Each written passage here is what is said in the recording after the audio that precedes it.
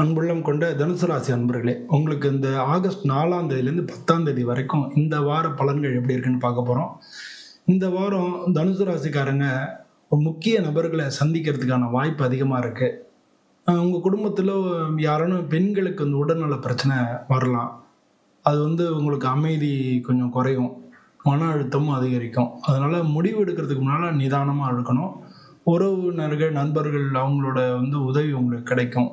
சனி 4வது வீட்ல இருக்கிறதுனால, எப்ப எப்படி பார்த்தாலும் மனவேதனை, அது மாரி ஏதாச்சும் ஒண்ணு உங்களுக்கு பிரச்சனை குடுத்துக்கிட்டே இருக்கும். 4வது வீட்ல இருக்க மட்டும் இல்ல, அது வந்து வக்ரமா இருக்கிறதுனால.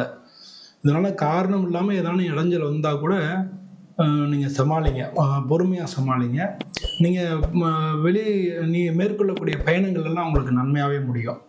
வேலை பொறுத்தளவுல மேல் அதிகாரிகள்ட்டருந்து பாராட்டு கிடைக்கும், உதவி கிடைக்கும், புதிய பொறுப்புகள் வரும். பதவி உயர்வு இதெல்லாம் வந்து உங்களுடைய முயற்சிக்கு தகுந்தா மாரி கிடைக்கும். அ தொழில் பண்றவங்களுக்கு புதிய முயற்சி, திட்டங்கள் இதெல்லாம் நீங்க செயல்படுத்துறதுக்கு நல்ல காலம் தான். குருவினுடைய பார்வை இருக்கு.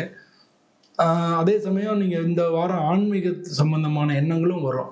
நீங்க டாக்குமெண்ட்ஸ் எதா இருந்தாலும் அதுல வந்து படிச்சு பார்த்துட்டு தான் கையெழுத்து போடணும். அத முதல்ல ஞாபகம் வச்சுக்கங்க. 4வது வீட்ல சனி வக்ரமா இருக்கு. பண வரவு நல்லா தான் இருக்கும். ஆனாலும் குடும்ப செலவு, மருத்துவ செலவுன்னு ஏதாவது ஒரு செலவு வந்துகிட்டே இருக்கும். வியாபாரம் பண்ணதுல லாபம் கிடைக்கும். அதனால புதிய முயற்சியில ஒரு கட்டுப்பாடு வச்சு யோசனை பண்ணி நீங்க வந்து அத ஃபாலோ பண்றது ரொம்ப நல்லது. அ ஏன்னா பணம் சேமிச்சீங்கன்னா ரொம்ப நல்லது. எதிர்காலத்துக்கு நல்லது. மாணவர்கள பொறுத்தளவுல நீங்க நீங்க கண்டிப்பா வெற்றி கிடைக்கும். ஆனா அது ஈகோவா மாறாம பார்த்துக்குங்க.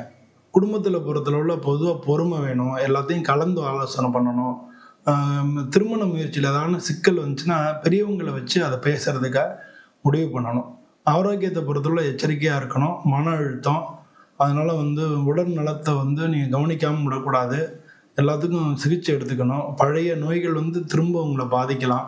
அதனால வந்து நீங்க உடம்பு பார்த்துக்கிறது ரொம்ப ரொம்ப முக்கியமான விஷயமா இருக்கு. தினமும் ஓம் நம சிவாயான்னு சொல்லி 21 முறை சொல்றது. வியாழக்கிழமை வந்து குரு பகவானுக்கு பால் அபிஷேகம் பண்றது. இதெல்லாம் வந்து உங்களுக்கு மிக நல்ல பலன்கள குடுக்கும். நன்றி.